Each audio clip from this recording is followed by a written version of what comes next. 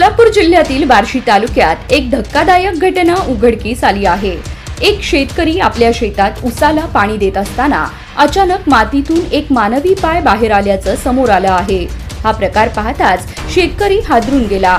त्यांनी तातडीने या घटनेची माहिती पोलिसांना दिली।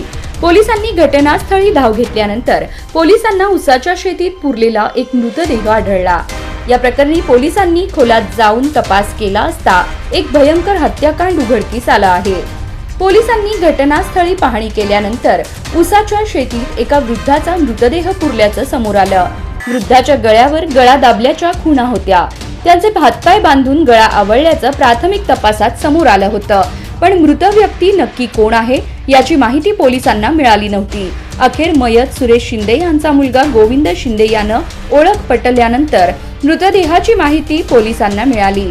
यानंतर त्यांची हत्या कुणी आणि कशासाठी केली हे शोधण्याचं मोठं आव्हान पोलिसांसमोर होतं, पण पोलिसांनी या हत्येचा उलगडा केला आहे। सोनसाखळी आणि रोकड पैशांसाठी वृद्ध सुरेश शिंदे यांची हत्या केल्याचं पोलीस तपासात समोर आलं आहे।